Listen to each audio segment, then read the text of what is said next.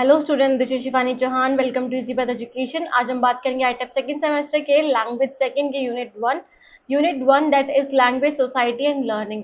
इसमें हम पढ़ेंगे जो इंपॉर्टेंट टॉपिक्स हैं, जो टॉपिक्स आपके लैंग्वेज फर्स्ट में नहीं दिए हुए हैं, except the language first. Language one की आप प्लेलिस्ट देखोगे मेरे चैनल पे, तो आपको लैंग्वेज सेकंड के जो पॉइंट्स हैं उससे रिलेटेड टॉपिक लैंग्वेज वन में ही मिल जाएंगे, दैट इज बायलिंगुअलिज्म या फिर मल्टीलिंगुअलिज्म के बारे में। और भी काफ़ी सारे पॉइंट्स हैं, आप देख सकते हैं, मैंने प्लेलिस्ट में भी ऐड कर दिए हैं इस लैंग्वेज सेकंड की। ओके, सो आज हम बात करेंगे जो जो आपके दैट इज आप बोल सकते हो कि जो यूनिट्स या फिर जो टॉपिक्स आपके लैंग्वेज वन में नहीं है, except the language one topic जो लैंग्वेज सेकंड में आपके दिए हुए हैं, जैसे language and gender, language and identity, language and power, constitutional provision and NEP 2020 regarding language acquisition and language learning क्या होता है, language learning from mother tongue to other tongues, advantages of learning other languages and language education की क्या ये relationship है language और education का, और notion of first language, second language and other, इन सब के बारे में आज हम इस वीडियो में बात करेंगे। सो स्टार्ट करते हैं सबसे पहले टॉपिक से, that is language and gender. Okay, तो सबसे पहले देखेंगे language as a social construct of gender. आपने देखा होगा जब जैसे अभी तो आप बीएडी कर रहे हो, सॉरी, तो देखो एक दो टर्म आती है, एक तो आता है सेक्स और दूसरा आता है जेंडर। ओके, तो अगर हम बात करें, सेक्स जो है वो आपका बायोलॉजिकल टर्म है, ठीक है, बायोलॉजिकल टर्म सेक्स। और अगर हम बात करें जेंडर की, तो ये आपका सोशली कंस्ट्रक्ट किया हुआ है, सोशली कंस्ट्रक्ट। अब जेंडर का मतलब ये नहीं होता लड़का लड़की, जेंडर में आपको एक तरह से रोल दे दिया जाता है। जेंडर इन द सेंस की जो मेल है वो अग्रेसिव होगा, ओके, वो अग्रेसिव होगा, वो हैंडसम होगा, स्मार्ट होगा, और जो लड़कियां हैं वो बिल्कुल काम होंगी, पेशेंस उनमें बहुत ज़्यादा होगा, ब्यूटीफुल होंगी। तो बेसिकली जो सोसाइटी ने जो बनाया हुआ है फीमेल या मेल का कॉन्सेप्ट, वो होता है जेंडर। अब जेंडर ज़रूरी नहीं, आप देखते हो सुनते भी हो कि जब लड़के रो रहे होते तो बोलते क्या लड़कियों की तरह रो रहे हो, तो उन्हें भी एक तरह से लड़कियों से रिप्रेजेंट करा जाता है, ये लड़कियां ही रोती हैं। सो बेसिकली ये सोशली कंस्ट्रक्ट लोगों के द्वारा बनाए गए हैं, सोसाइटी के द्वारा बनाए गए जो रूल्स हैं, जो एक पहचान है हमारी, वो जेंडर में आ जाती है। और जो बायोलॉजिकल कंस्ट्रक्ट है, जो बायोलॉजिकल टर्म है, वो हमारा सेक्स होता है। आप देखते हो कि दैट इज आप जब जो अल्ट्रासाउंड होते हैं बच्चों के, है ना, तो वहाँ पे लिखा होता है कि sex is not determined before the birth. Okay, before the birth नहीं आप डिटरमाइन, वहाँ पे जेंडर क्यों नहीं लिखा था, क्योंकि जेंडर सोसाइटी ने बनाया है। ओके, सो ये बेसिक सा डिफरेंस है इन दोनों के बीच में, अगर आपको नहीं पता था तो। So basically language as a social construct of gender. तो लैंग्वेज कैसे है सोशल कंस्ट्रक्ट, सोसाइटी ने कैसे लैंग्वेज के रूप में भी एक जेंडर दिया हुआ है। जेंडर इन द सेंस की जैसे हम बोलते हैं ना कि लड़कियां क्या बोलती है, मैं बोल रही हूँ, और लड़का क्या बोलता है, मैं बोल रहा हूँ। अगर कोई लड़की बोल देती है कि क्या यार मैं तो ऐसे नहीं करता, तो आप बोलते हो कि ये क्या तू लड़का है क्या ऐसे जो बात करे। सो बेसिकली वही क्या है जेंडर, वही हमारी लैंग्वेज में भी झलकती है। तो language is not just tool for communication, की बातचीत करने के का ही टूल नहीं है, बल्कि it plays a crucial role in shaping and reproducing social realities including gender norms.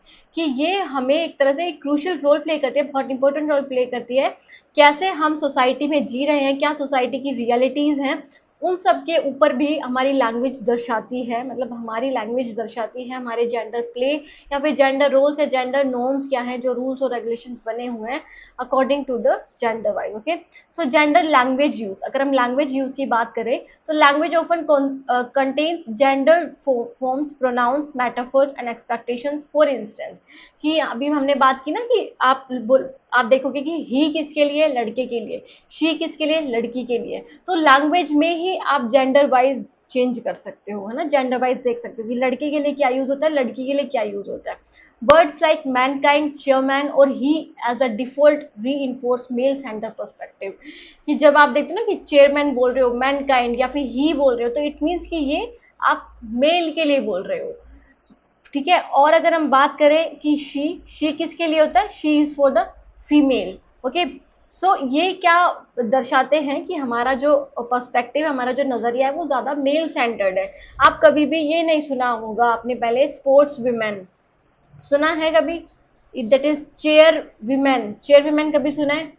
तो मतलब ये क्या है कि हम देखते हैं कि जो हमने एक सोशली कंस्ट्रक्ट बनाया हुआ है कि सोसाइटी में जो चेयरमैन है, जो स्पोर्ट्स हैं स्पोर्ट्समैन है वो सिर्फ आदमी ही बन सकते हैं, मतलब बॉयज ही बन सकते हैं, लड़कियां नहीं बन सकती। सो बेसिकली हम लैंग्वेज में भी दर्शाता है क्या आपके जेंडर, आपका जेंडर। ओके, लिंग्विस्टिक स्टीरियोटाइपिंग मतलब हमने जो बना रखी है ना, जैसे कि language can reflect stereotype about women and man. Example, women being described as emotional और जेंटल, कि हम विमेन को कैसे डिस्क्राइब करते हैं, एक इमोशनल विमेन होगी, एक इमोशनल सी लड़की, भोली भाली सी, सीधी सादी सी, और बहुत ही जेंटल सी, प्यारी सी, इस टाइप से। और मैन को हम मानते हैं स्ट्रॉन्ग और असर्टिव, कि वो बहुत ज्यादा कॉन्फिडेंट होता है और बहुत ज्यादा स्ट्रॉन्ग पर्सन होता है।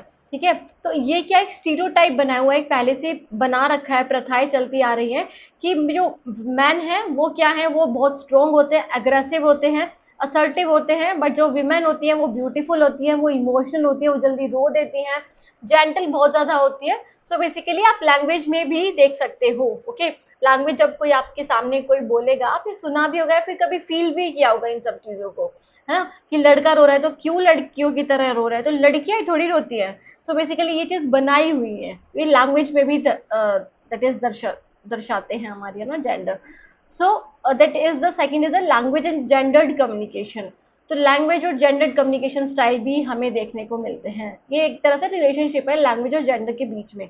सो studies like Deborah Tannen, okay, Deborah Tannen suggests that men and women may use language differently due to socialization, not biology।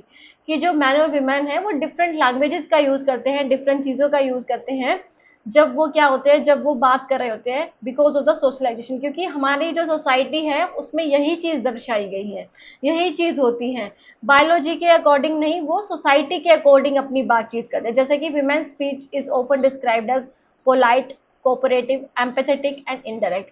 कि जो विमेन की जो स्पीच होगी, विमेन जो बात करेगी वो बहुत प्यार से बात करेगी, कोऑपरेटिव मैनर में करेगी, बहुत ही मतलब शांत तरीके से, और इनडायरेक्ट रूप में करेगी। ऐसा नहीं कि बिल्कुल ही डायरेक्टली आपको कुछ बोल सकते, तो ऐसा बनाया हुआ है। जैसे कि more likely to use tag questions like is it's nice isn't it and hedges sort of maybe. तो मतलब ऐसी चीजें यूज करेगी कि जो जिससे किसी को गुस्सा ना आ जाए, है ना। कि आप अगर जैसे एज अ गर्ल आप किसी से कुछ बोलते हो तो आप थोड़ा अपने बोल सकते हो कि अपने लिमिट में रह के बोलते हो, आपको ये चीजें सिखाई जाती है कि लिमिट में रह के बोलना। बट अगर हम बात करें मैन की, तो is open more assertive, competitive and direct, ये डायरेक्टली ही बोल देते हैं, उनको कोई फर्क नहीं पड़ता किसी से, ऐसा माना जाता है।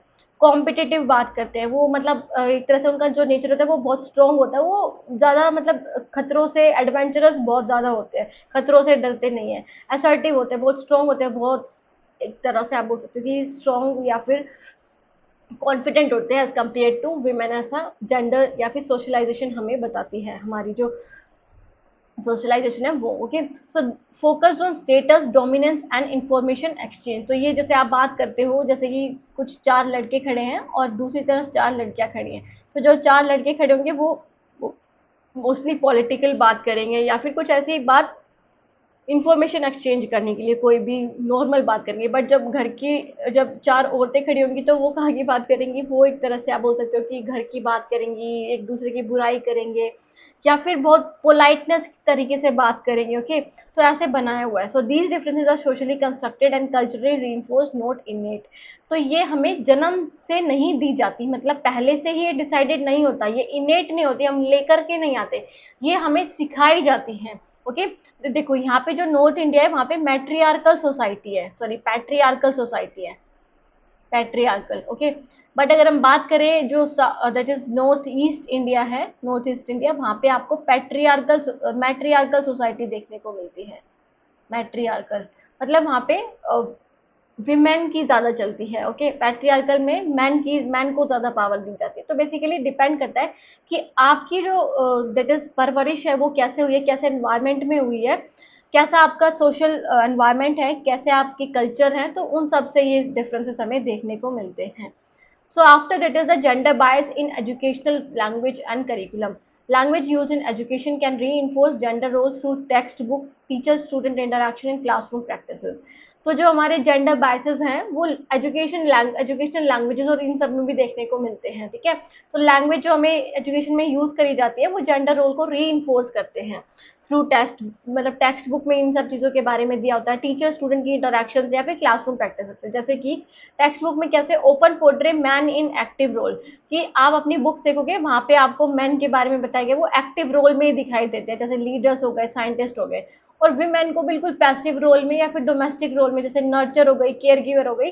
आप देखते भी हो छोटे बच्चों की जो बुक्स होती है वहाँ पे विमेन को क्या दर्शाया जाता है कि वो मदर है, वो सिस्टर है, वो केयर गिवर है, ओके, वो बच्चे को संभाले। और मैन को क्या दिखाया जाता है कि वो एक तरह से एक्टिव है, एक्टिव पार्टिसिपेंट्स हैं, वो सोसाइटी में उनका रोल है कुछ। और दैट इज वो लीडर्स हैं, वो साइंटिस्ट हैं, तो उनको उनको उनको कुछ काम काजी दिखाया जाता है as compare to women. This contribute to the invisible marginalization of women in academic and professional aspiration। देखो ऐसा हम बोल देते हैं कि हमने ऐसा कुछ नहीं सिखाया बच्चे को, बट बच्चे उन सब चीज़ों से भी सीखते हैं। एक तरह से टेक्स्ट बुक आपकी इनविजिबल रोल निभाती है इन सब चीज़ों को बच्चों को सिखाने में। जो बच्चे बोलते हैं ना मैं क्यों करूँगा ये आके, जैसे छोटे बच्चे होते हैं जब स्कूल नहीं जाते, जाने लग जाते हैं, उसके बाद जब उनकी मम्मी उनको कुछ बोलती हैं तो वो ज़रूर बोलते हैं मैं क्यों करूँगा, मैं तो लड़का हूँ, मैं थोड़ी डांस करूँगा। तो वो आप चीज़ें नहीं सिखाते, बल्कि वो टेक्स्ट बुक के ज़रिए या फिर टीचर स्टूडेंट इंटरैक्शन होता है उसके ज़रिए वो सीखते हैं उन सब चीज़ों को। क्लासरूम लैंग्वेज, टीचर में unconsciously give more speaking time और अटेंशन टू बॉयज़, कि ना चाहते हुए भी टीचर्स ज़्यादा टाइम बॉयज़ को दिया जाता है कि वो ज़्यादा बोलें और उनको ज़्यादा अटेंशन मिलती है। गर्ल्स में भी इंटरप्टेड मोर ओपन और discourage from speaking up in mixed gender classroom, कि जब दोनों जने बैठे हैं मेल और फीमेल, तो फीमेल को बहुत कम चांसेस दिए जाते हैं किसमें, क्लासरूम में इंटरेक्ट करने के, ओके, उनको चुप करा दिया जाता है, उनको बिठा दिया जाता है। So language, gender identity and inclusion, तो आप कैसे इंक्लूजन ला सकते हो, मतलब समावेशी इन द सेंस की सभी लोगों को इंक्लूड करके एक अच्छी एजुकेशन कैसे दे सकते हो। So non binary and gender inclusive language, traditional language often adheres to binary notions of gender, that is male female, which exclude non-binary transgender और जेंडर डाइवर्स इंडिविजुअल्स, कि जो हमारी ट्रेडिशनल लैंग्वेज थी या फिर ट्रेडिशनल क्लास थी वो हमारे वो मतलब क्या किसको ज़्यादा अहमियत देती थी, हमारे जेंडर रोल्स को, मेल है तो उसको कैसे बोलना है, फीमेल है तो उसको कैसे बोलना है, which exclude binary non binary that is transgender, कि मेल फीमेल को तो करते थे वो यूज, मतलब मेल फीमेल को तो अलाउड करते थे, बट जो नॉन बाइनरी ट्रांसजेंडर थे या फिर डाइवर्स इंडिविजुअल थे उनको नहीं यूज करा जाता था क्लास में, या फिर नहीं आते थे वो क्लास में, ओके। उनके लिए कुछ ट्रेडिशनल लैंग्वेज भी नहीं थी, कोई उनके लिए कोई वर्ड भी नहीं दिया हुआ था। सो इंक्लूसिव लैंग्वेज आया, example using they them pronouns chairperson instead of chairman, कि अब आप चेयरमैन या फिर चेयरमैन की जगह आप क्या बोलते हो, चेयरपर्सन बोलते हो। स्पोर्टमैन या स्पोर्ट्स वुमेन की जगह आप क्या बोलते हो, स्पोर्ट्स पर्सन बोलते हो। तो जहाँ पे भी मैन या वीमेन का यूज होता है वहाँ पे आपने पर्सन का यूज लगाना स्टार्ट कर दिया, जिससे एक इंक्लूसिविटी की तरफ प्रमोट हो सके, कि अब चेयर पर्सन है वो कोई भी हो सकता है, मेल भी हो सकता है, फीमेल भी हो सकता है, फिर ट्रांसजेंडर भी हो सकता है, कोई भी हो सकता है। Because it promote respect and visibility of all gender identities, कि आप कोई भी हो, आप मेल हो, फीमेल हो या ट्रांसजेंडर हो, सबके लिए इक्वल शिक्षा या फिर इक्वल आपने हक दे दिया लैंग्वेज में भी। Recognition in policy and practice, so educational institutions increasingly encourage gender sensitive language policies to foster equity and respect। जो एजुकेशन इंस्टीट्यूशंस हैं उन्होंने एनकरेज करा जेंडर सेंसिटिव पॉलिसीज को, कि वो क्या हो सके उस जिससे कि आप इक्विटी प्रोवाइड कर सको और रिस्पेक्ट प्रोवाइड कर सको among different gender, okay, among different gender, कि सब लोग सब बच्चे एक साथ मिलकर पढ़े इरिस्पेक्टिव ऑफ देयर जेंडर या फिर irrespective of any type of discrimination, किसी भी टाइप का डिस्क्रिमिनेशन ना हो, ऐसी पॉलिसीज लेकर आते हैं एजुकेशनल इंस्टीट्यूशंस जो जेंडर सेंसिटिव लैंग्वेज को एनकरेज करे, कि आपको सबको इक्वल अधिकार देना है, ओके, और सबके प्रति आपको सेंसिटिविटी भी दिखानी है। So language as a tool for empowerment और ऑपरेशन, तो लैंग्वेज को एक टूल माना जाता है एम्पावरमेंट का, कि लैंग्वेज आपको बढ़ाता भी है और एक तरह से ओप्रेस भी करता है, मतलब दबाता भी है एक तरह से। सो एम्पावरमेंट में कैसे, conscious use of gender neutral and empowering language can challenge stereotypes and promote equality, जो आपने स्टीरियोटाइप बनाए हुए हैं, रूढ़िवादी जो सोच बनाई हुई है जो पहले से चलती आ रही है, उसको ये नेग्लेक्ट करता है या फिर उसको चैलेंज देता है कि ऐसा नहीं होता, ठीक है, अगर हम जेंडर न्यूट्रल लैंग्वेज को यूज करें, और इक्वालिटी को प्रमोट करता है कि सभी लोग इक्वल हैं, कोई मेल फीमेल या फिर कुछ नहीं। आप अभी देखोगे दैट इज आर्मी में अभी जो इंडिया पाकिस्तान का वॉर है, इसमें 2 विमेन ने हैं जो लीड किया है ना, 2 विमेन ने लीड किया, एक तो एयरफोर्स से और एक आर्मी से। सो आप देखोगे कि कोई भी कर सकता है, जरूरी नहीं कि एक मैन ही है वो ही ज्यादा अग्रेसिव होता है या फिर वो ही ज्यादा एडवेंचरस होता है, कोई भी हो सकता है। ओके, आर्मी में 2 लेडी पर्सन ने, आप बोल सकते हो कि उन्होंने लीड किया था, आप उसका नाम कमेंट में जरूर बताना उन दोनों का, ठीक है। सो उसके बाद है feminist movements often critique and reclaim language to reshape narrative, कि जो फेमिनिस्ट मूवमेंट्स हुए हैं, मतलब फीमेल से रिलेटेड मूवमेंट्स हुए हैं, उन्होंने इस पे क्रिटिक दिया है, मतलब आलोचना जताई है कि ऐसा कुछ नहीं होना चाहिए, हमें अपनी लैंग्वेज को, जो हमने सोच बनाई हुई है वो हमें चेंज करनी चाहिए। Reclaiming words like girl boss और using miss instead of miss और मिसेस। जैसे पहले जो मिस होता था वो किसके लिए होता था, जो अनमैरिड गर्ल्स होती थी, और मिसेस किसके लिए होता था, जो मैरिड गर्ल्स होती थी। बट अब उन दोनों को हटा के क्या यूज करने लगे हैं, मिस। ओके, चाहे मैरिड हो चाहे अनमैरिड हो, मिस यूज करते हो आप। ओके, तो गर्ल बॉस को भी लेकर आओ कि बहुत जरूरी थोड़ी है कि मैन ही हो सकता है, गर्ल भी हो सकती है ना। सो ऐसे वर्ड्स को आप यूज करो जिससे लोगों के मन में ये आए कि हाँ, लड़कियां भी एक आप बोल सकते हो स्ट्रॉन्ग उनका नेचर हो सकता है, जरूरी नहीं वो जेंटल ही हो हमेशा। फिर ऑपरेशन ऑपरेशन कैसे हो सकता है, सो लैंग्वेज कैन साइलेंस और marginalize women and gender minorities, example sexist job या फिर वर्बल अब्यूज या फिर ऑब्जेक्टिफिकेशन। कि लैंग्वेज आपको साइलेंस भी कर सकता है, मतलब जो मार्जिनलाइज विमेन है या फिर जेंडर माइनॉरिटीज है ना, जैसे ट्रांसजेंडर हो गए, उनको साइलेंस भी प्रोवाइड कर सकता है, क्योंकि लैंग्वेज में कुछ ऐसी चीज भी है जैसे कि जोक्स हो गए, वर्बल अब्यूज हो गई, तो उससे बहुत आप बोल सकते हो ओप्रेस हो सकते हो, उससे दबाव भी आता है, वो भी तो लैंग्वेज का ही पार्ट है ना। So lack of representation of और degrading terms can impact self esteem and educational participation. कि अगर आप क्या करो, लैक ऑफ रिप्रेजेंटेशन करो या फिर डिग्रेडिंग टर्म्स जो है ये आपकी, जो एक तरह से आपको रिप्रेजेंट ही नहीं करिए, कुछ ऐसा ही नहीं है, जैसे ट्रांसजेंडर के लिए कुछ आपने वर्ड्स ही नहीं बनाए हुए, तो कैसे वो अपने आप को ट्रांस दैट इज आप बोल सकते हो कि कैसे रिप्रेजेंट करेंगे। या फिर डिग्रेडिंग टर्म्स है जो आपको नीचे दिखाती है, उनको वो इम्पैक्ट कर सकती हैं किसी भी इंसान के सेल्फ एस्टीम को, है ना, उनके आत्मसम्मान को, या फिर एजुकेशन में भी पार्टिसिपेट करने में उनको मुश्किल हो सकती है। ओके, सो ये था लैंग्वेज और जेंडर के बीच में क्या, लैंग्वेज और जेंडर के बीच में दोनों में दैट इज आप बोल सकते हो कि रोल, या फिर आप बोल सकते हो कि इन दोनों में रिलेशनशिप। ओके, फिर आ जाता है लैंग्वेज एंड आइडेंटिटी। अब लैंग्वेज और आइडेंटिटी में क्या रिलेशनशिप है। So language as a marker of identity, language आपकी क्या है, आइडेंटिटी को बनाने वाली, आपकी पहचान को बनाने वाली है। Language is deeply tied to who we are, it reflect our. आप देखते हो ना, जैसे आपने हरियाणवी लैंग्वेज सुनी होगी, हरियाणवी बोल सकते हो आप। हिंदी, आपने हिंदी एक तरह से, हरियाणवी तो डायलेक्ट है, ओके, बोली है वो हिंदी की, हिंदी सुनी होगी आपने। ओके, और भी बहुत सारी लैंग्वेजेस है, जैसे राजस्थानी होगी, राजस्थानी भी एक डायलेक्ट ही हो गया हिंदी का, पंजाबी हो गई। ओके, तो बहुत सारी ऐसी लैंग्वेजेस हैं जो आपको रिप्रेजेंट करती हैं, आपको बोलते हैं, जैसे आपने हरियाणवी बोला तो आपको कोई बोलेगा कि आप हरियाणा से हो क्या। सो लैंग्वेज और डायरेक्ट हमारी आइडेंटिटी को भी दर्शाते हैं, जैसे हमारे कल्चर बैकग्राउंड को, हमारी एथनिसिटी को, सोशल क्लास को, जियोग्राफिक ओरिजिन को कि हम कहाँ से हैं, जेंडर को, रिलीजियस एफिलिएशन को, और ग्रुप मेंबरशिप को कि हम किन लोगों के साथ रहते हैं। सो हमारी लैंग्वेज इन सब चीज़ों को दर्शाती है। जैसे कुछ बच्चे ऐसे होते हैं ना, उनको देख के पता चलता है ये तो बिल्कुल ऐसे बच्चों के साथ रहते हैं जो बिल्कुल ही किसी की भी केयर नहीं करते, बिल्कुल ऐसे ही घूमते रहते हैं रोड सड़क पे, है ना। सो ये बेसिकली तो डिफरेंट हमारी जो लैंग्वेज बोलने का स्टाइल है, वैसे हमारी आइडेंटिटी भी बनती है, हमारी आइडेंटिटी को दर्शाती है। So people often express, assert and negotiate their identities through the way they speak.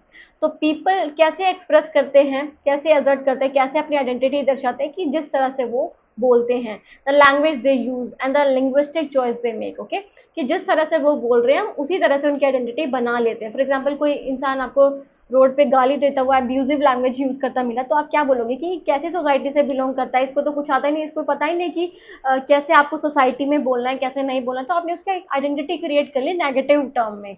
Okay, कोई इंसान आपके सामने राजस्थानी बोल रहा है तो आप बोलोगे कि ये तो राजस्थान से बिलोंग करता है शायद। ओके, या फिर केरला की कोई लैंग्वेज बोल रहा है या फिर मलयालम बोल रहा है, फिर जो भी बोल रहा है, तो आप उससे आइडेंटिफाई कर लोगे कि वो कौन से ज्योग्राफिकल प्लेस का है।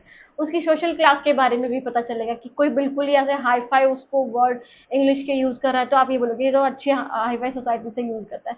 सो ऐसे हमने सोच बना रखी है। ओके, सो उसके बाद क्या है, पर्सनल एंड सोशल आइडेंटिटी। तो पर्सनल आइडेंटिटी क्या होता है, language shapes our individual sense of self, कि हम कैसे हैं, हमारी क्या आइडेंटिटी है वो भी दर्शाती है हमारी language. Okay, the way we speak, accent, dialogue, vocabulary, dialect, okay, कि हमारा एक्सेंट कैसा है। हम जैसे इंग्लिश, अब आप देखोगे ना इंग्लिश में, इंग्लिश के बोलने के बहुत सारे तरीके हैं, या फिर हिंदी के बोलने के बहुत सारे तरीके हैं, या फिर उनकी डायलेक्ट्स जो आप बोलोगे, जैसे हरियाणवी है, राजस्थानी है। सो बेसिकली डायलेक्ट से ये बोलियां हैं उसकी, है ना, हिंदी की। सो आप कैसे बोलते हो, become a part of self expression. आप अपने आप को कैसे एक्सप्रेस करोगे वो आपकी बोली पर डिपेंड करता है, वो आपकी लैंग्वेज पे डिपेंड करता है।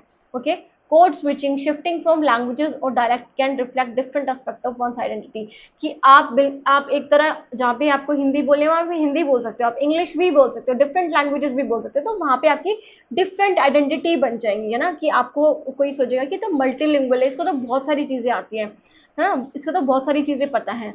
तो सोशल आइडेंटिटी, तो सोशल आइडेंटिटी क्या है, language group people into communities, example Tamil speakers, Punjabi speaker. तो सोशल आइडेंटिटी क्या है, हमारी जो लैंग्वेज है ग्रुप क्रिएट कर देते हैं कि ये तो तमिल स्पीकर्स हैं।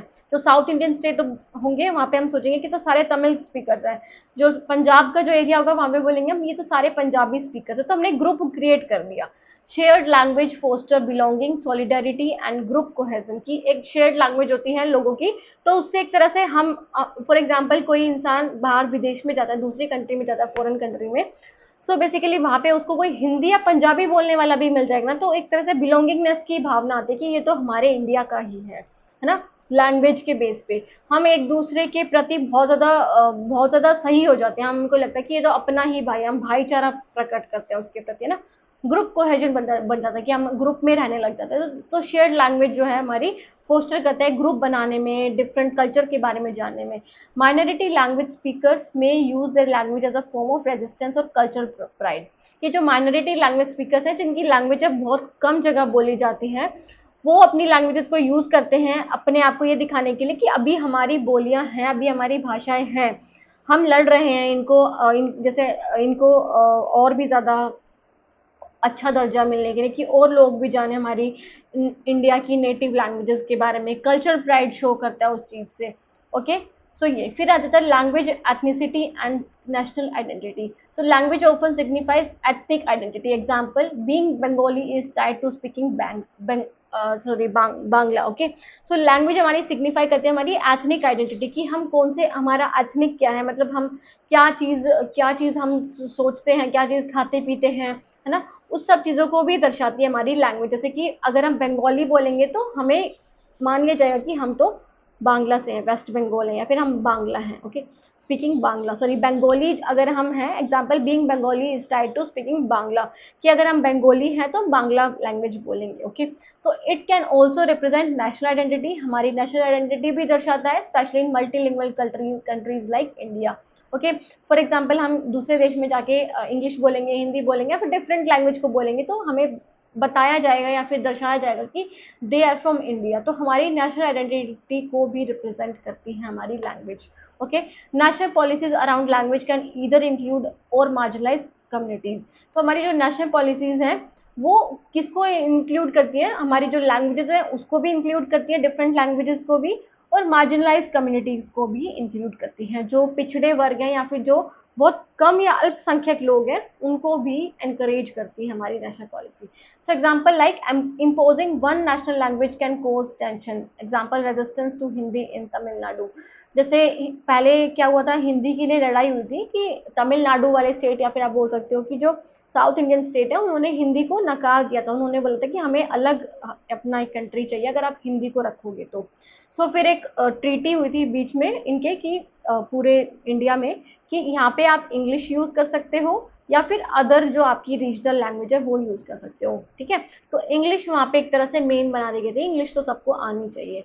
सो इम्पोजिंग, अगर हम इम्पोज करेंगे किसी को अपनी नेशनल लैंग्वेज, जैसे हिंदी को नेशनल लैंग्वेज मानते हैं बट है नहीं, सो नेशनल लैंग्वेज को अगर इम्पोज करें या फिर किसी भी लैंग्वेज को इम्पोज करेंगे, बोल देंगे कि अब आपसे बोलेगा कोई कि आपको मलयालम बोले तो आप बोलोगे नहीं, बोल पाओगे ना। तो डिफरेंट लैंग्वेज अगर इम्पोज करते हो उससे स्ट्रेस भी क्रिएट कर होता है या फिर टेंशन भी क्रिएट होती है around the world, around in the country. Okay, so resistance जो दिखाया गया था हिंदी इन तमिलनाडु स्टेट्स में, सो ये एग्जाम्पल है। ओके, फिर उसके बाद आ जाता है language and identity in education. So language of instruction affect student sense of identity and inclusion. तो लैंग्वेज ऑफ इंस्ट्रक्शन कि हम किस तरह से इंस्ट्रक्ट कर रहे हैं वो स्टूडेंट की आइडेंटिटी और इंक्लूजन को दर्शाता है, अफेक्ट करता है। Okay, teaching in a students mother tongue help preserve culture identity and improve learning outcome. कि बच्चों को उनकी मदर टंग में, उनकी मातृभाषा में पढ़ाने से बच्चों के अंदर उनकी कल्चर आइडेंटिटी के बारे में भी पता चलता है उनको कि वो कौन से कल्चर से बिलोंग करते हैं, क्योंकि वो अभी सीखने के दौर पर होते हैं।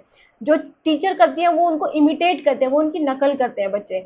सो जैसी आप चीज़ें सिखाओगे बच्चे वैसे सीखेंगे। और अगर आप मदर टंग से बच्चों को बहुत ईजिली पढ़ पाएंगे क्योंकि वो समझ पाएंगे उन सब चीज़ों को, और उससे लर्निंग आउटकम्स भी बढ़ेंगे। Okay, Students from linguistic minorities may feel alienated or inferior if their language is excluded। जो linguistic minorities से आते हैं, जिनकी languages विलुप्त हो रही है या फिर बहुत कम एरियाज में बोली जाती है, वो बहुत अकेला फील करेंगे या फिर इंफीरियर दबाव फील करेंगे या फिर नीचा फील करेंगे अगर उनकी लैंग्वेजेस को एक्सक्लूड कर दिया जाएगा, मतलब हटा दिया जाएगा। तो सो NEP 2020 acknowledges this by promoting mother tongue regional language instruction in early grades to strengthen identity self esteem.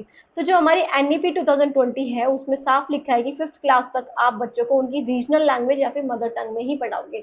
मतलब उनकी लैंग्वेज 1 जो आपका जो लैंग्वेज 3 लैंग्वेज फॉर्मूला है ना, उससे रिलेटेड आपको पढ़ाना है बच्चों को। तो बच्चों को प्राइमरी क्लास तक या 5th क्लास तक उनकी रीजनल लैंग्वेज या फिर मदर टंग में ही पढ़ाओगे, ताकि वो इंफीरियर फील ना कर सके बच्चे, है ना, उनको उनकी लैंग्वेज के बारे में पता हो और वो अच्छे से पढ़ सके, उनके लर्निंग आउटकम्स भी इंक्रीज हो कि वो जितना पढ़े उनको समझ आ सके। ओके, फिर आ जाता है multilingualism and hybrid identities.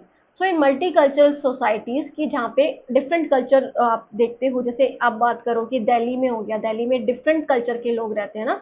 So many individual grow up multilingual leading to hybrid identities. तो वहाँ पे आप देखते हो कि एक इंसान को इंग्लिश भी बोलनी आती है, हिंदी भी बोलनी आती है, डिफरेंट उसको केरला वाली लैंग्वेजेस भी बोलनी आती है, तमिलनाडु वाली लैंग्वेजेस भी बोलनी आती है। ओके, उसको नॉर्थ ईस्ट इंडिया वाली भी बोलनी आती है। तो बेसिकली उससे हाइब्रिड आइडेंटिटी बन जाती है। मतलब आप डिफरेंट, आप बोले नहीं सकते कि आप कौन से स्टेट से बिलोंग करते हो या फिर कहाँ से, कौन से कंट्री से बिलोंग कर सकते हो। Okay, so they might identify with multiple linguistic और कल्चरल कम्युनिटी साइमल्टेनियसली।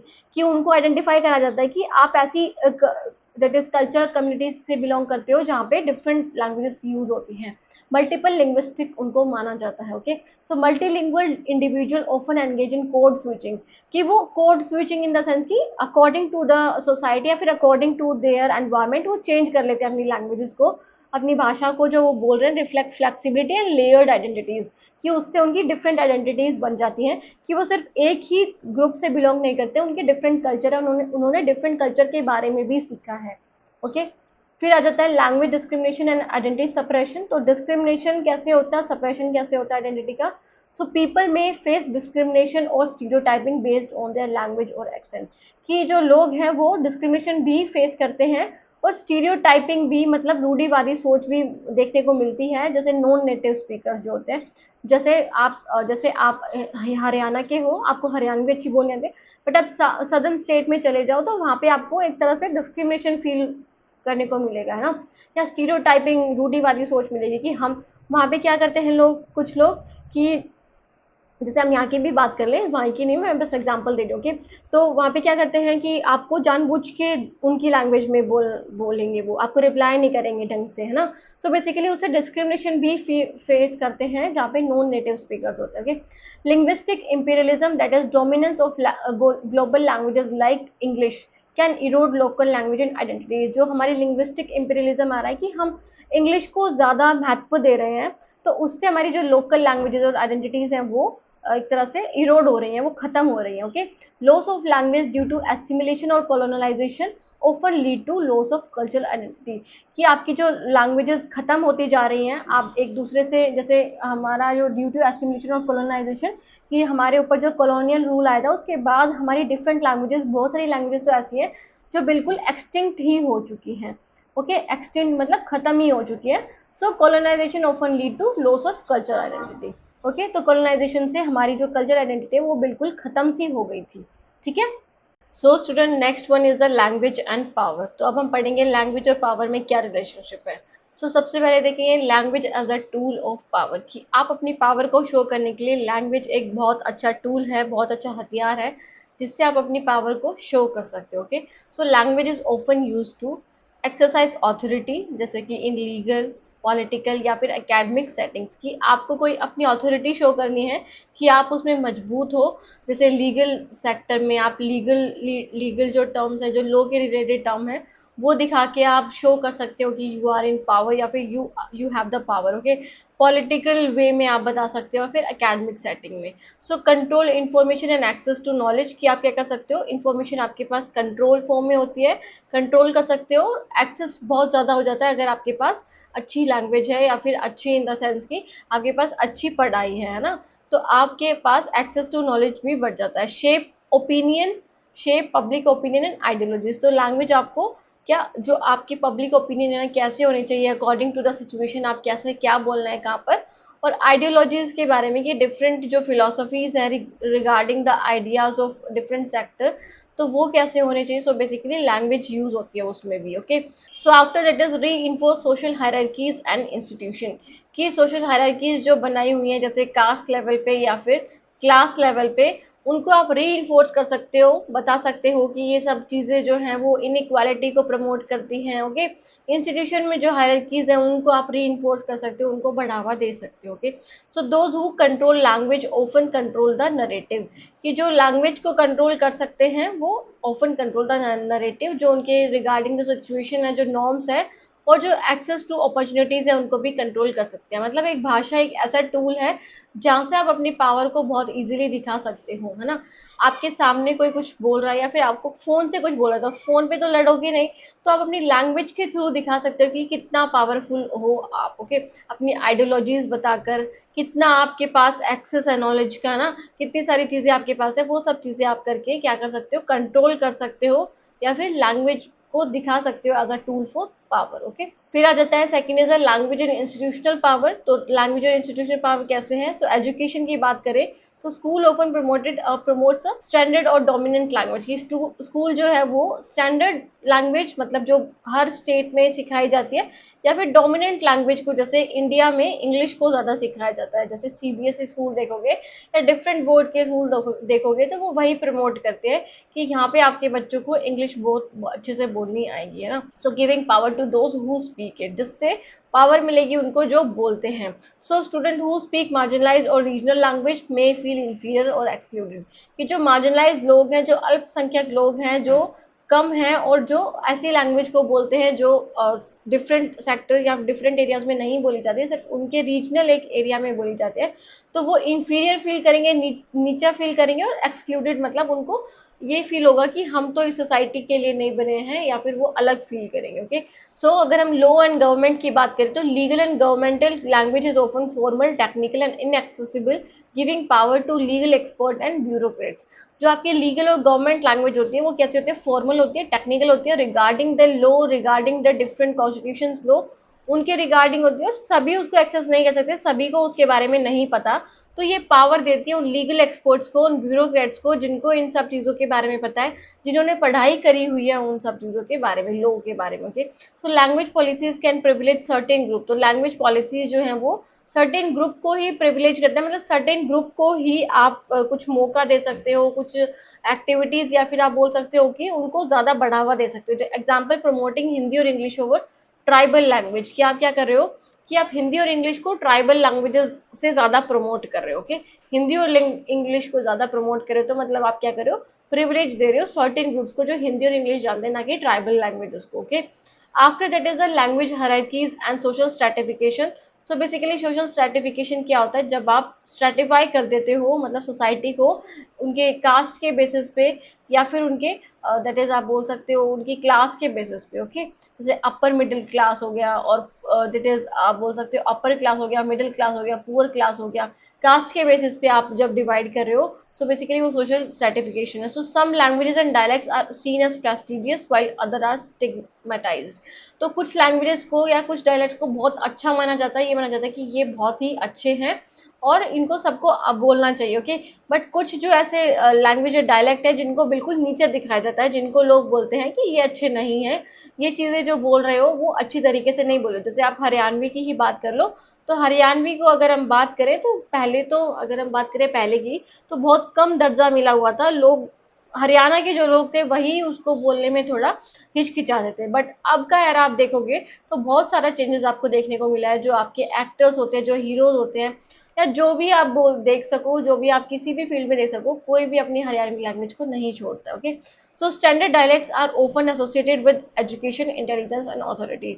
जो आपके स्टैंडर्ड डायलेक्ट्स होते हैं वो आपको एसोसिएट करते हैं आपके एजुकेशन से, इंटेलिजेंस से और ऑथोरिटी से, ओके, कि आपको कितनी चीजों के बारे में पता है। नॉन स्टैंडर्ड डायलेक्ट्स और एक्सेंट, एग्जाम्पल रूरल और tribal speech, are often dismissed और mocked, contributing to social inequality. जो standard dialects in the sense की जो एक तरह से उनको स्टैंडर्ड दिया हुआ है उन बोलियों को, उससे रिलेटेड आपकी एजुकेशन भी आती है, आपकी इंटेलिजेंस को भी माना जाता है कि बहुत अच्छे हो, अथॉरिटी भी है, आपको पावर भी ज्यादा अच्छी मिलती है। बट जो नॉन स्टैंडर्ड डायलेक्ट्स है या एक्सेंट है, बोलने के तरीके हैं, जैसे रूरल और ट्राइबल स्पीच जो होती है, उनको बहुत नीचा दर्जा दिया जाता है, उनको एक तरह से सोशल इनइक्वालिटी का एक फैक्टर बन जाता है ऐसी डायलेक्ट्स, ऐसे एक्सेंट, ओके। जैसे एग्जांपल की बात करें, fluency in English is often equated with being modern और इलीट, ओके, कि आप बहुत अच्छे से इंग्लिश बोल रहे हो तो इट मीन्स कि you belong to modern society, elite वर्ग से आप बिलोंग करते हो। But giving English speakers more access to job, तो इंग्लिश जो लोग इंग्लिश जो बोलेंगे उनको ज़्यादा जॉब मिलेगी, ज़्यादा एजुकेशन अपॉर्चुनिटी मिलेगी।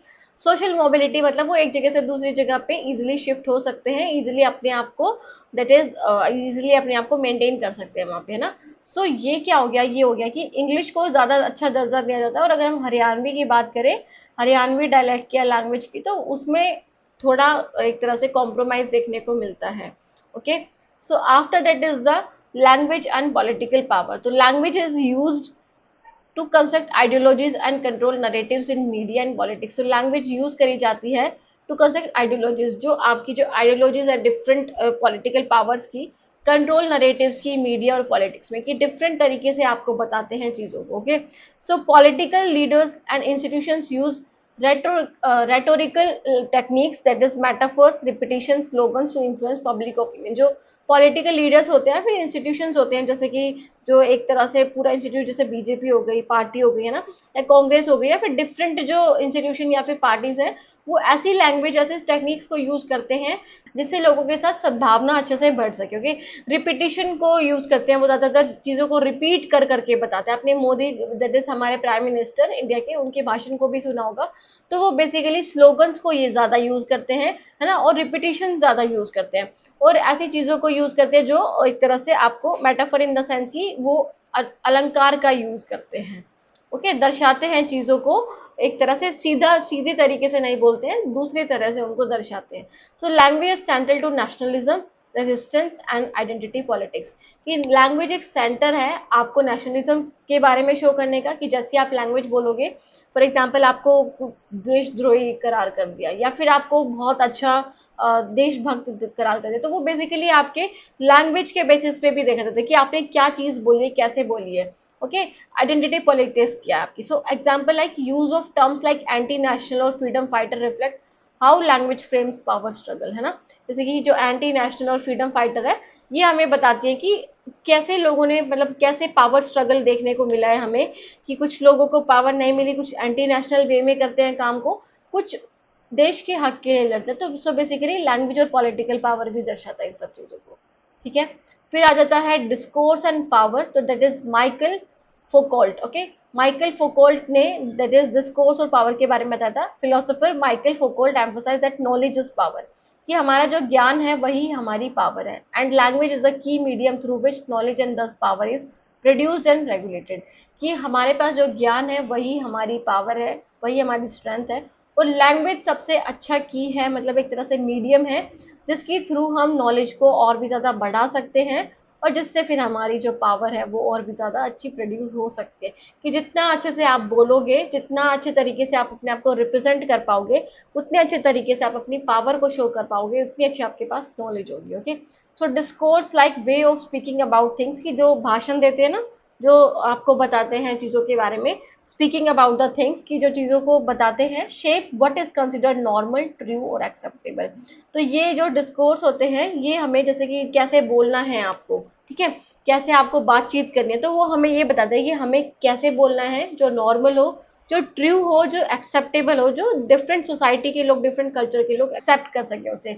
जैसे example like medical discourse define what is mentally ill, कि जो मेडिकल डिस्कोर्स है ना, वो आपको बताएगा कि मेंटली इल कौन होता है। Educational discourse define who is intelligence, जो आपका एजुकेशनल डिस्कोर्स होगा, एजुकेशन की जो भाषा होगी या फिर उनके जो वर्ड्स होंगे वो आपको बताएंगे इंटेलिजेंट कौन होते हैं। जैसे आईक्यू लेवल डिसाइड कर रखे ना हमने, उसके बेसिस पे हम डिफाइन करते हैं कि कौन ज़्यादा इंटेलिजेंट है, कौन एवरेज है, कौन बिलो एवरेज है, कौन पुअर है, या फिर कौन हाई आईक्यू जिसका है ना। तो मेंटली इल कौन है वो भी हमें मेडिकल डिस्कोर्स से पता चलता है ना, कि कैसे आप उसको डिफाइन करोगे एक तरह से। After that is the next is the language in classroom, who gets to speak. So teacher often have more talk time and authority to in classroom. तो टीचर का अगर हम बात करें तो टीचर ही सबसे ज्यादा क्लासरूम में बोलता है as compare to children, okay, as compare to student. So students from dominant language background often perform better while other may silence due to accent, dialect और lack of fluency। कि जो teacher के according जिसका dialect है या फिर teacher के according teacher की जैसी भाषा जो बोल रहा है वो सुप्रीम फील करेगा क्लास में, वो बातों को रख पाएगा। बट जो नहीं है वो साइलेंस रहेगा क्लास में, या तो चुप रहेगा एक्सेंट की वजह से, है ना, और बिल्कुल नीचा फील करेगा क्योंकि उसको डायलेक्ट, उस डायलेक्ट के उस बोली के बारे में नहीं पता, वो कैसे उसे बोलना है, फ्लुएंसी नहीं है। सो बेसिकली ये फैक्टर्स होते हैं जो नेगेटिवली इम्पैक्ट डाल सकते हैं स्टूडेंट की एजुकेशन पे। Curriculum and text book reflect the values of dominant culture. जो करिकुलम होता है और जो टेक्स्ट बुक होता है वो हमें डोमिनेंट कल्चर की वैल्यूज को रिफ्लेक्ट करना ही बताते हैं, मतलब जो पावर में रहे हमेशा। एंड ऑफन इग्नोर लोकल और माइनॉरिटी पर्सपेक्टिव, वो जो माइनॉरिटी पर्सपेक्टिव है और जो लोकल रीजनल जो हमारी लैंग्वेज है उनके बारे में दर्शाते नहीं है, उनके बारे में हमें पढ़ाते भी नहीं। Okay, so after that is the next point is the language in education constitution provisions and national education policy 2020। तो लैंग्वेज और एजुकेशन में क्या रिलेशनशिप है, अगर आप बात करो एमडीयू की, तो ये आपसे प्रीवियस ईयर में पूछा भी गया था एमडीयू में कि लैंग्वेज और एजुकेशन का क्या रोल है, क्या रिलेशनशिप है, और कॉन्स्टिट्यूशन प्रोविजंस और नेशनल एजुकेशन पॉलिसी में क्या बताया हुआ है लैंग्वेज के ऊपर। तो इम्पॉर्टेंट टॉपिक इसे मार्क कर लेना, वेरी वेरी इंपॉर्टेंट। ओके, और काफी अच्छा भी टॉपिक है जो अभी आप बोल सकते हो कि जो अभी है ना। सो after that is the introduction. क्या इंट्रोडक्शन में हम पढ़ेंगे the relationship between language and education deeply interwoven, कि हमारी लैंग्वेज कैसी है और हमारी एजुकेशन कैसे एक दूसरे से कनेक्टेड है, एक दूसरे से बंधे हुए हैं। As language is not only a medium of communication but also the primary tool for learning, कि लैंग्वेज सिर्फ बातचीत करने का जरिया नहीं, लैंग्वेज हमें क्या सीखना है, कैसे हमें पढ़ाया जाएगा, हमारी कॉग्निटिव डेवलपमेंट कैसे होगी, मतलब हमारी बौद्धिक जो क्षमता है या फिर डेवलपमेंट कैसे होगी, हमें चीज़ों के बारे में कैसे पता होगा, हम याद कैसे कर पाएंगे, और कल्चरल ट्रांसमिशन कैसे होगा कि आप डिफरेंट कल्चर को देखोगे सुनोगे। तो लैंग्वेज सबसे बड़ा मीडियम है, आप बोलोगे तभी तो दूसरों की लैंग्वेज के बारे में, दूसरों के कल्चर के बारे में जान पाओगे। ओके, सो रिलेशनशिप क्या है बिटवीन लैंग्वेज एंड एजुकेशन, तो सबसे पहले मीडियम ऑफ इंस्ट्रक्शन है ना। आपकी जो लैंग्वेज है वो serve as a vehicle through which knowledge is delivered in the school. तो लैंग्वेज एक तरह से व्हीकल माना जाता है जिसके थ्रू आपकी नॉलेज को डिलीवर किया जाता है आपके पास। Okay, so the choice of language can affect comprehension, कि आप कौन से लैंग्वेज में पढ़ रहे हो उससे आपकी समझने की क्षमता को अफेक्ट डालता है वो। रिटेंशन मतलब आप उसको ज़्यादा लंबे समय तक याद रख सको। पार्टिसिपेशन पे specially for young learners, specially for जो अडल्ट होते हैं या फिर जो यंग लर्नर्स होते हैं जो लेटर चाइल्डहुड में आते हैं, उनके लिए बहुत ज़्यादा इम्पैक्ट डालता है कि आप कौन सी लैंग्वेज में पढ़ रहे हो, कितने अच्छे तरीके से आप याद रखोगे। फॉर एग्जाम्पल आपको हिंदी आती है बट आपको स्कूल में बोला गया है कि आपको इंग्लिश में ही पढ़ना है। सो बेसिकली ये क्या हो गया, आपके ऊपर इम्पोज हो रही है लैंग्वेज, और इम्पोज होगी तो आपकी जो अंडरस्टैंडिंग है वो बेटर नहीं बन पाएगी। ओके, सो फिर आ जाता है कॉग्निटिव डेवलपमेंट। तो research show that children learn best in their mother tongue during the early years as it enhance conceptual clarity and thinking skill. कि जो आपकी रिसर्च, एक तरह से रिसर्च हुई है इसके ऊपर कि आपका कॉग्निटिव डेवलपमेंट, कि आपका जो बौद्धिक विकास है वो कैसे होता है। सो बेसिकली ये देखा गया है कि अगर हम आपको मदर टंग में पढ़ाया जाए आपके अर्ली ईयर्स में, फिर आपकी प्राइमरी क्लासेस में, तो आपकी कॉन्सेप्चुअल क्लैरिटी बहुत ज़्यादा होती है, आपको कॉन्सेप्ट के बारे में पता चलता है कि आपको पढ़ाया जा रहा है, आपकी रिटेंशन पावर भी बढ़ती है और आपकी थिंकिंग स्किल्स भी इम्प्रूव होती हैं।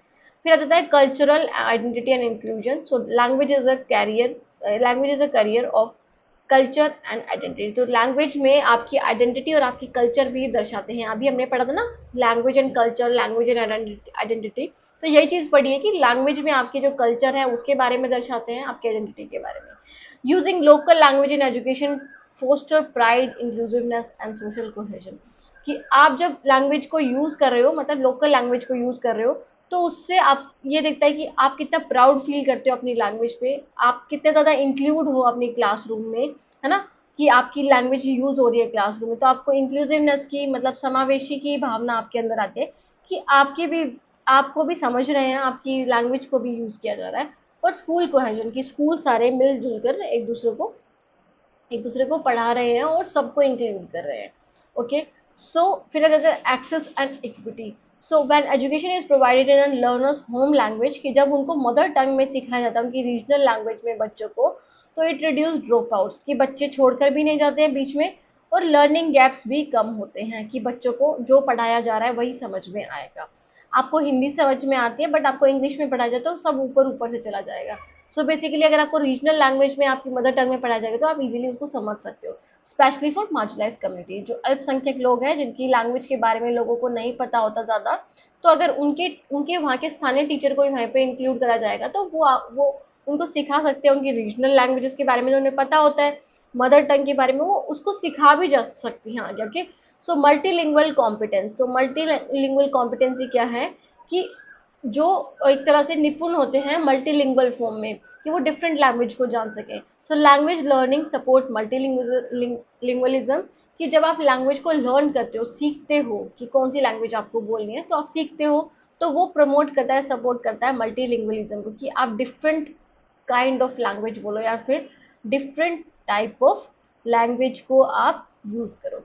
Okay, which is both a cognitive asset, कि आपकी बौद्धिक क्षमता को भी बढ़ाता है, आपके पास वोकैबलरी आती है, आपके पास वर्ड्स आते हैं, है ना, और सोशल नेसेसिटी को भी इंक्रीज करता है, कि सोसाइटी में क्या पता कौन कहाँ से आ जाए, तो आप उसको हेल्प कर सकते हो, अपनी एक तरह से आइडेंटिटी बता सकते हो, या फिर दैट इज आप क्रिएट कर सकते हो in diverse societies like India. जैसे इंडिया में तो इतनी सारी लैंग्वेजेस हैं कि आपको मतलब थोड़ी थोड़ी दूर पे आपको डायलेक्ट चेंज करते हुए दिखेंगे। Okay, so after that is constitution provision related to language and education. तो कॉन्स्टिट्यूशन प्रोविजंस क्या है इसके regarding, so several constitution provision related to use and promotion of language in education is like article 350। just a minute। so हम बात करें article 350A, तो इसमें क्या हुआ है, इसमें क्या दिया हुआ है, provide for instruction in the mother tongue, की आप जो पढ़ा रहे हो क्लास में वो मदर टंग में ही पढ़ाओगे प्राइमरी स्टेज ऑफ एजुकेशन पे for children belonging to linguistic minority group, कि जो लिंग्विस्टिक माइनॉरिटी ग्रुप से बिलोंग करता है, मतलब जिसकी लैंग्वेज को ज़्यादा अहमियत नहीं दी जाती है ना, जहाँ पे टीचर्स उनकी अवेलेबिलिटी नहीं है, तो वहाँ पे आपको प्राइमरी लेवल तक, मतलब 5th क्लास तक बच्चों को आपको दैट इज आपको मदर टंग में ही पढ़ाना है उन्हें। ओके, मदर टंग में ही पढ़ाना है। Mandate states to make necessary arrangement for this purpose. तो स्टेट्स को मैंडेट कर दिया जाता है इस आर्टिकल के थ्रू कि आप जितने नेसेसरी एक्शन ले सकते हो, कि आपको अपॉइंट करनी हो वहाँ की रीजनल टीचर, तो आप वो भी करो, बट आपको मदर टंग में ही पढ़ाना है। Okay, article 351A 351। तो 351 क्या कहता है, डायरेक्ट द यूनियन गवर्नमेंट, जो यूनियन गवर्नमेंट है आपकी, उनको डायरेक्ट करता है, मतलब सेंट्रल गवर्नमेंट आपकी, to promote the spread of Hindi while ensuring that it does not interfere the use of other language। कि आप हिंदी को भी प्रमोट करो, हिंदी लैंग्वेज को भी प्रमोट करो, उसको भी स्प्रेड करो different areas to the different areas, but उसके साथ साथ आप इंटरफेयर भी मत करो दूसरी लैंग्वेजेस में, कि लोगों को एक्सेसिबल बनाओगे वो हिंदी को भी यूज करें और साथ में उनकी जो डिफरेंट रीजनल लैंग्वेजेस है उनको भी साथ में लेके चले। ओके, तो इंटरफेयर नहीं करना, आप ये नहीं कि इम्पोज करो उन पे कि नहीं आपको हिंदी ही बोलनी है, नहीं, हिंदी को भी यूज करो, साथ में डिफरेंट उनकी जो रीजनल लैंग्वेज है या फिर इंग्लिश है उसको भी यूज करो। सो after that is 8th schedule of the constitution. जो आपका 8th शेड्यूल है वो कहता है कि 22 लैंग्वेजेस जो हैं वो शेड्यूल लैंग्वेज मानी गई हैं। ओके, मतलब इनको एक पहचान दे दी गई है 22 लैंग्वेजेस को, कि ये इंडिया में ताकि एक्सटिंक्ट ना हो, ताकि उनकी जो अहमियत है वो बढ़ी रहे। सो NEP 2020 emphasized the use and development of all scheduled and unscheduled Indian language. तो जो आपका एनईपी 2020 है वो ये कहता है कि आप जो शेड्यूल लैंग्वेजेस हैं उनमें तो आपको बच्चों को माहिर करना ही है, मतलब उनके अकॉर्डिंग तो पढ़ाना ही है, साथ साथ में आपको जो उसमें नहीं दी हुई है शेड्यूल लिस्ट में उसके अलावा भी जो लैंग्वेजेस है उसमें भी आपको बच्चों को पढ़ाना है, जिस जिस रीजन में आप पढ़ा रहे हो उसके अकॉर्डिंग। ओके, ये नहीं कि सिर्फ जो 22 लैंग्वेजेस दी हुई है सिर्फ आप उसी में पढ़ा सकते हो, नहीं, जो अनशेड्यूल्ड है जो उसमें नहीं लिखी हुई है जो मेंशन नहीं किया है वो भी आपको पढ़ानी है, मतलब आपको रीजनल लैंग्वेज का यूज करना है, मदर टंग का यूज करना है पढ़ाते टाइम प्राइमरी क्लास में। फिर आ जाता है article 29(1) that provides that article 29 okay 1। सो ये प्रोवाइड करता है that any section of the citizen having a distinct language script और culture has a right to conserve the same, कि किसी इंसान की या फिर किसी एक कम्युनिटी की जो लैंग्वेज है वो डिफरेंट है, अलग है, तो इसका मतलब ये नहीं कि उसकी पहचान खो दी जाएगी या फिर उसको हटा दिया जाएगा, उसको बोला जाएगा कि आप ये नहीं बोल सकते, नहीं। आपको हक है कि आप उसको, आपको हक है कि उस कोई आपसे छीने ना, मतलब कोई आपको ये ना बोले कि आप ये नहीं बोल सकते हो। ओके, आपके पास राइट है टू कंजर्व द सेम, कि आप उस लैंग्वेज को कंजर्व करके, मतलब आपको आप बोलोगे, आप उसमें सीखोगे भी, है ना, तो उसको प्रमोट किया जाता है, क्या आपकी जो डिस्टिंक्ट लैंग्वेज है उसको, आर्टिकल 29(1) के तहत। ओके, फिर आ जाता है एनईपी क्या कहता है लैंग्वेज इन एजुकेशन के ऊपर, NEP 2020। So language the NEP emphasize, that is national education policy emphasize, have several provisions on language that align with constitutional mandates. तो डिफरेंट प्रोविजंस है, जैसे मदर टंग की बात करें और regional languages medium of instruction, तो इन्होंने बोला है कि up to grade 5 preferably till grade 8, या तो ग्रेड 5 और अगर जहाँ पे लगे कि वहाँ पे थोड़ा और आगे तक है तो 8th क्लास तक आपको रीजनल लैंग्वेज में ही पढ़ाना है, शुड बी मदर टंग और regional language wherever possible. Okay, तो मदर टंग में पढ़ाना है कि जो उनकी मातृभाषा या फिर वहाँ की रीजन की लैंग्वेज है। This align with article 350A and pedagogical research. तो ये जो हमने 350A आर्टिकल पढ़ा था कि आप नहीं छीन सकते किसी से भी, है ना, आर्टिकल 350A पढ़ा था कि मदर टंग में आपको प्राइमरी एजुकेशन करानी है, तो उसी से ही अलाइन करता है ये आपका, दैट इज ये जो पॉइंट है जो प्रोविजन दिया हुआ है एनईपी में। फिर है थ्री लैंग्वेज फॉर्मूला। तो थ्री लैंग्वेज फॉर्मूला क्या कहता है कि आपकी जो फर्स्ट लैंग्वेज होगी वो आपकी रीजनल लैंग्वेज होगी या फिर आपकी मदर टंग होगी।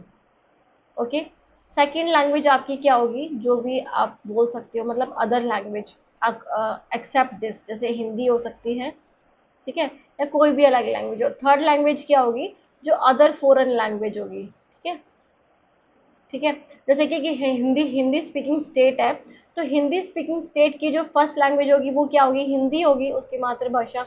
तो उसकी सेकंड लैंग्वेज क्या होगी, हिंदी के अलावा कोई भी लैंग्वेज, जैसे इंग्लिश हो गई। और थर्ड लैंग्वेज क्या हो गई, जैसे उसे फ्रेंच, फ्रांस भी आती हो, फ्रेंच भी आती हो, है ना, या जर्मनी वाली लैंग्वेज भी आती हो, ओके, स्पेनिश। सो डिफरेंट आप, मतलब डिफरेंट थ्री लैंग्वेज फॉर्मूला के अकॉर्डिंग आप ये तीनों लैंग्वेज को यूज कर सकते हो, आप पे कोई भी दैट इज बाध्यता नहीं है कि आपको ये यूज नहीं कर सकते हो। ओके, फिर है NEP reaffirm the three language formula emphasizing flexibility with at least two of the three language being native to India, कि तीन में से दो लैंग्वेज तो इंडिया की ही नेटिव होनी चाहिए, मतलब इंडिया की ही लैंग्वेज होनी चाहिए। थर्ड आप फॉरेन लैंग्वेज को चूज कर सकते हो। Okay, promote multilingualism while giving state freedom in implementation, कि मल्टीलिंगुअलिज्म को प्रमोट करता है कि डिफरेंट आपको लैंग्वेजेस आए ताकि कोई भी स्टेट इसे इम्प्लीमेंट कर पाए, कर सके। ओके, सब स्टेट में ये इम्प्लीमेंट हो सके, तो इस चीज को ये प्रमोट करता है। फिर आ जाता है प्रमोशन ऑफ इंडियन लैंग्वेजेस, तो establishment of I that is Indian institute of translation and interpretation. So इसमें क्या है, standing of language department in higher education institution, कि आप क्या करो हायर एजुकेशन इंस्टीट्यूशंस में भी लैंग्वेज डिपार्टमेंट रखो, मतलब डिफरेंट आप देखते हो कि डिफरेंट डिप्लोमा कोर्सेज होते हैं ऑफ द लैंग्वेजेस, ताकि आपको डिफरेंट लैंग्वेजेस के बारे में पता चले और आप सीख सको। Encouragement to study classical and tribal language, कि बच्चों को एनकरेज करो, टीचर्स को एनकरेज करो कि वो बच्चों को पढ़ाएं क्लासिकल लैंग्वेजेस और उनकी ट्राइबल लैंग्वेजेस के बारे में भी। ओके, जो नहीं है उधर से बिलोंग, फिर भी उनको सिखानी चाहिए, मतलब हम जैसे लोगों को भी पता होनी चाहिए हमारी ट्राइबल लैंग्वेज के बारे में। So technology and language learning, so use of technology to provide teaching learning resources in multiple Indian languages. अब आप देखते हो गूगल ट्रांसलेट या एआई, वहाँ पे आप डिफरेंट किसी भी लैंग्वेज में आप अपना मटेरियल चाहते हो, किसी भी लैंग्वेज में आपको आप बोल के आप अपनी लैंग्वेज को चेंज कर सकते हो। ओके, तो टेक्नोलॉजी का यूज़ करना आपको आना चाहिए टीचिंग लर्निंग में, ताकि आप different multiple multiple Indian languages में सिखा सको। Emphasis on digital inclusion of regional languages, कि रीजनल लैंग्वेजेस में आप डिजिटल इंक्लूजन को यूज़ करो, कि डिफरेंट लैंग्वेजेस में आप बच्चों को पढ़ाओ, डिफरेंट लैंग्वेजेस आप बच्चों को बताओ। ठीक है, डिफरेंट लैंग्वेजेस के बारे में, रीजनल लैंग्वेज को प्रमोट करो, कि आप क्या करो कि अपने डिजिटल वे में आप रीजनल लैंग्वेजेस को भी इंक्लूड करो। जैसे आप देखोगे आईपीएल, आईपीएल जो लास्ट टाइम हुआ था और इस टाइम अभी सस्पेंड कर देंगे कुछ दिनों के लिए, तो बेसिकली उसमें आपको डिफरेंट डायलेक्ट्स भी दे दिए हैं कमेंट्री में, है ना, डिफरेंट डायलेक्ट्स भी, जैसे हरियाणवी। ओके, तो डिफरेंट डायलेक्ट्स भी देते, पहले हिंदी और इंग्लिश ऐसे ही होती थी बस दो लैंग्वेज में। अब आपकी जो जो भी लैंग्वेजेस है, मतलब जितना पॉसिबल हो सकता है उस लैंग्वेजेस में आपको आप सुन सकते हो commentary. Okay, so after that is language acquisition and language learning. तो लैंग्वेज एक्विजिशन क्या होता है, लैंग्वेज लर्निंग क्या होता है? Language learning from mother tongue to other tongue और advantages of learning other languages. Okay, ये पढ़ेंगे हम, अब लास्ट है ये। ठीक है, सो इसमें हम देखते हैं कि डिफरेंस क्या है इन दोनों में। लैंग्वेज एक्विजिशन में मतलब आप एक्वायर करो किसी चीज़ को, या फिर आप उसे सीखो। तो लैंग्वेज एक्विजिशन क्या होता है, नेचुरल होता है। जब आप पैदा होते हो, आपके सामने जो लोग बोल रहे हैं, आप जिस सोसाइटी में रह रहे हो उस चीज़ को आप बोलना सीख रहे हो, तो वो नेचुरल होती है, वो आपको सिखाई नहीं जाती, वो सिर्फ आप सुनकर सीखते हो। जैसे एक बच्चे को, हरियाणवी बच्चे को आप इंग्लैंड ले जाओ, तो वहाँ पे उसका जो एनवायरनमेंट होगा वो उसके अकॉर्डिंग ही अपनी भाषा बोलेगा। ओके, तो नेचुरल होती है subconscious process of picking up a language. Okay, कि जो आपके सामने दिख रही है आप उसी को ही बोलोगे जो आपसे बोली जा रही है। लैंग्वेज लर्निंग क्या होती है कि आप कॉन्शियस वे में करते हो, मतलब आपको पता होता है कि आप इसके अलावा दूसरी, जैसे हिंदी बोल रही हूँ मैं, तो हिंदी के अलावा मैं स्पेनिश सीखना चाहती हूँ, तो मतलब वो सीखना चाह रही हूँ मैं, और मेरी मदर टंग क्या है, हिंदी है। ओके, तो हिंदी जो मैंने अपने एनवायरनमेंट में देखी है, जो मैंने पैदा होने के बाद सीखी, सीखी इन द सेंस की जो मैंने सुनी है, जो मैंने एक्वायर करी है अपने पेरेंट्स से, अपनी सोसाइटी से, तो वो मेरी हिंदी हो गई। बट मैं सीख क्या रही हूँ, मैं इंग्लिश बोलना सीख रही हूँ, मैं स्पेनिश बोलना सीख रही हूँ, तो वो मेरी लैंग्वेज लर्निंग हो गई। तो कॉन्शियस होती है, फॉर्मल प्रोसेस होता है ऑफ स्टडिंग ए लैंग्वेज, कि आप उसको पढ़ रहे हो, आप उसका डिप्लोमा ले रहे हो, आप उसकी डिग्री ले रहे हो। ओके, सो कॉन्टेक्स्ट क्या है, happens in early childhood through interaction, कि आप इसको, आप ये जो लैंग्वेज एक्विजिशन होता है वो अर्ली चाइल्डहुड में ही होता है, जब आप छोटे बच्चे होते हो 3 to 6 ईयर में, आप इंटरेक्शन के थ्रू इन सब चीज़ों को सीखते हो, मतलब बातचीत या फिर देख कर, सुनकर। Open occurs in school and structured setting, की अब जो लैंग्वेज लर्निंग होती है वो स्कूल्स में होती है या फिर डिफरेंट स्ट्रक्चर्ड सेटिंग्स में, मतलब आपको स्ट्रक्चर वे में सिखाई जाती है। जैसे आप इंग्लिश आपको नहीं आती बोलनी, तो आप कुछ कोचिंग इंस्टीट्यूशन में जाते हो या फिर स्कूल्स में आपको वो सारी चीज़ें सिखाई जाती हैं। फोकस किस पे होता है इसका, कम्युनिकेशन और मीनिंग पे, कि आप कैसे बातचीत करोगे और मीनिंग आपको आ जाए, मतलब आपको पता चल जाए कि आपको कहाँ किस वे में बोलना है। लैंग्वेज लर्निंग में फोकस होता है ग्रामर पे, कि आपको ग्रामेटिकल रूल पता होने चाहिए, वोकैबुलरी पता होनी चाहिए, मतलब आपको उसके वर्ड्स आने चाहिए, और रूल्स के बारे में आपको पता होना चाहिए। ठीक है, लैंग्वेज लर्निंग में एग्जाम्पल क्या है लैंग्वेज एक्विजिशन का, a child learning there mother tongue, की अपनी मदर टंग सीख रहा है, तो वो लैंग्वेज एक्विजिशन है। बट एक बच्चा फ्रेंच या इंग्लिश सीख रहा है अपने स्कूल में, तो वो लैंग्वेज लर्निंग है। थ्योरिस्ट क्या, मतलब थ्योरिस्ट कौन रहे लैंग्वेज एक्विजिशन में, तो नोम चॉम्स्की, जिनका नाम आता है लैंग्वेज एक्विजिशन में। तो इन्होंने एक डिवाइस के बारे में बात की थी, LAD, that is language acquisition device. ठीक है, वो आपकी अभी आप सीटेट की तैयारी करोगे ना तब आएगा ये सारी चीज़ें। Stephen Krashen, that is natural approach, इन्होंने यूज़ की थी, कि आप नेचुरली चीज़ों को सीख सकते हो, मतलब नेचुरली आप पे वो इम्पोज नहीं करी जाती, जो आप देख रहे हो वही सीख रहे हो। बट ये जो लैंग्वेज लर्निंग है वो उस पर कौन फोकस करता है, बिहेवियरिस्ट थ्योरी और कॉग्निटिव थ्योरिस्ट। तो बेसिकली ये बिलीव करते हैं कि आप चीज़ों को सीख सकते हो अपने मेंटली रूप से, अपने इंटेलेक्चुअल को बढ़ावा देके आप चीज़ों को सीख सकते हो बिहेवियरिस्ट अप्रोच को, कि आपको बार बार कोई वर्ड आपके सामने बोला जा रहा है, तो आप वो बिहेवियर के रूप में करते जाओगे। ओके, फिर आ जाता है language learning from mother tongue to other tongue, कि आप लर्न कर रहे हो अपनी मदर टंग से अदर टंग में। तो मदर लैंग्वेज कौन सी होती है, L1, जो हमने 3 लैंग्वेज फॉर्मूला पढ़ा था ना, तो जो लैंग्वेज 1 होती है वो आपकी मदर टंग होगी। तो first language of a person learn from birth, की जो वो जन्म से सीखता है वो उसकी पहली मातृभाषा जिसे बोलेंगे। Essential for cognitive development, emotional security, cultural identity and early learning. कि आप जब बचपन में बच्चों को जो सिखा रहे हो वो आप इंग्लिश में तो नहीं सिखाओगे ना, अगर आप हरियाणा में या फिर आप बोल सकते हो इंडिया में रह रहे हो, आप उनको जो आप बोल रहे हो नॉर्मली वही बोलोगे। तो उनके कॉग्निटिव डेवलपमेंट के लिए अच्छी होती है, उनकी इमोशनल सिक्योरिटी के लिए कि वो अपने इमोशंस व्यक्त कर सकते हो, कल्चरल आइडेंटिटी के लिए। So NEP 2020 emphasise education in the mother tongue home language till at least grade 5। कि आपकी जो एनईपी है वो आपको दर्शाती है कि आप बच्चों को 5वीं क्लास तक, 5th ग्रेड तक आप मदर टंग में ही पढ़ाओगे या फिर उनकी होम लैंग्वेज में या फिर आप बोल सकते हो रीजनल लैंग्वेज में।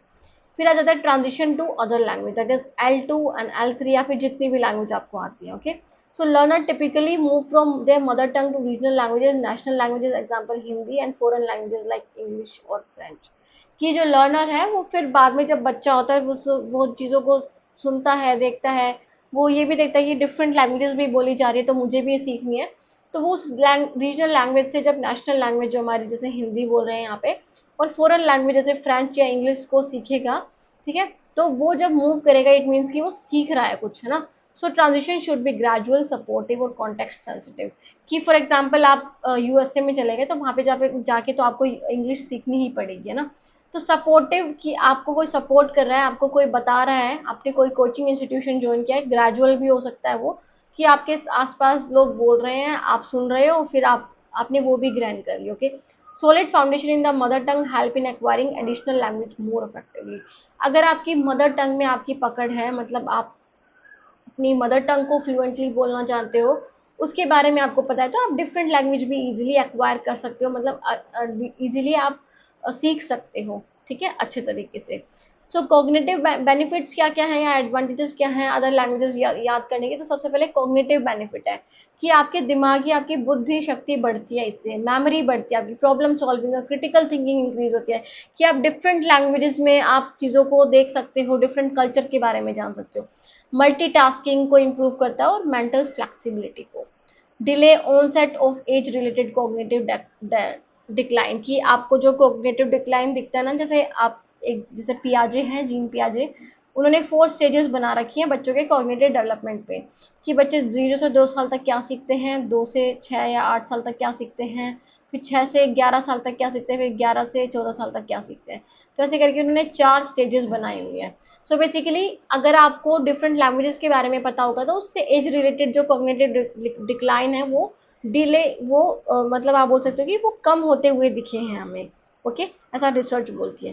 सो एकेडमिक और करियर अपॉर्चुनिटीज भी बहुत होती है कि अगर आपको डिफरेंट लैंग्वेज पता है तो आप ट्रांसलेटर बन सकते हो, है ना। मैंडेरियन पता है आपको, ग्लोबल लैंग्वेज में आप प्रोफिशिएंट हो, तो उससे आप higher education different that is आप फॉरेन कंट्री में जाके, दूसरी कंट्रीज में जाके अपनी हायर एजुकेशन कर सकते हो अगर आपको डिफरेंट लैंग्वेजेस के, या इंटरनेशनल लिटरेचर और ग्लोबल जॉब मार्केट्स में आप अप्लाई कर सकते हो। Improve communication skill and employability. की आपकी जो रोजगारी जो स्किल है, मतलब आपको आपका रोजगार बढ़ाती है और कम्युनिकेशन स्किल को भी इम्प्रूव करती है। सो सोशल एंड कल्चरल अंडरस्टैंडिंग क्या है, promote cross cultural awareness and tolerance.